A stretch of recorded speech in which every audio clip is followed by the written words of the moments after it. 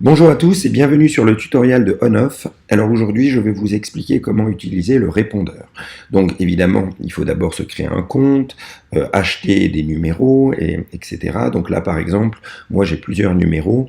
J'ai un numéro français famille, un numéro français business, un numéro américain et j'ai également un groupe avec ma carte SIM où j'ai pas de numéro. Je peux évidemment ajouter un numéro manuellement à tout moment, mais je me suis rajouté, on va dire, un profil de plus. Donc là, j'ai 4 profils avec 3 numéros. J'ai tous mes contacts qui sont ici dans l'application, qui sont chacun reliés à un numéro. J'ai mes appels téléphoniques qui sont ici, mes SMS et ici mes répondeurs. Donc mes répondeurs, qu'est-ce que je peux faire? Je peux personnaliser le répondeur par défaut que les gens vont entendre quand ils vont m'appeler sur chacun de ces numéros. Donc là, si je clique en haut à droite, et bien là, je peux personnaliser, par exemple, mon répondeur famille. Si je clique sur le répondeur famille, je peux enregistrer avec ma propre voix, là comme on peut voir, il suffit d'enregistrer, mettre le répondeur qu'on souhaite et appuyer sur OK en haut. Mais je peux également, et donc là si je fais ça, évidemment, tous les gens qui appelleront le numéro famille, je vais vous montrer, par exemple je vais sur le numéro famille et je le désactive, et bien maintenant tous les gens qui appelleront ce numéro, le 06 44 66 55 56, tomberont sur le message vocal que je viens de laisser et ils pourront me laisser un message vocal et moi je pourrais l'écouter manuellement directement. Je pourrais les effacer à volonté, etc. Donc voilà, donc je peux rentrer dans mon répondeur et vouloir le personnaliser. Donc là je suis dedans, vous l'avez vu, je peux mettre ma propre voix ou je peux laisser la voix par défaut. Alors si je laisse la voix par défaut, en tout cas le répondeur par défaut, on a enregistré en studio avec une actrice qui a vraiment enregistré un super répondeur, donc là la personne tombera sur un vrai répondeur professionnel.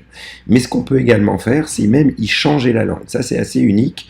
Pour l'instant il n'y a que 3 langues, mais on est en train de rajouter toutes les autres langues. C'est assez unique, c'est-à-dire que je peux avoir un répondeur par défaut professionnel avec une voix anglaise sur un numéro français.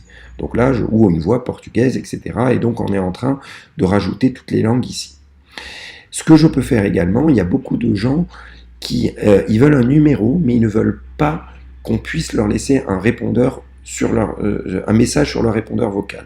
Alors là, si je désactive en haut et je sauvegarde en appuyant sur OK, et bien là, les gens tomberont sur un message vocal qui dira que ce répondeur ne prend pas de message et il n'y aura même pas de bip, ça se coupera automatiquement, les gens ne pourront pas vous laisser des messages. Donc vous avez vu, il y a 3 finalement fonctions, soit on personnalise avec sa propre voix, soit on choisit le répondeur par défaut en choisissant la langue que l'on souhaite, soit on décide de ne pas du tout avoir de répondeur, et là on le désactive, et là les gens ne pourront pas me laisser un message.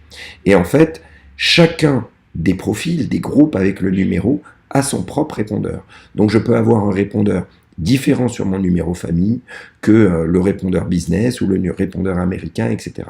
Donc c'est très très pratique. Je peux manuellement mettre les numéros sur répondeur et les réactiver quand je veux et écouter les messages, toujours avec le système de filtre que je peux afficher en haut.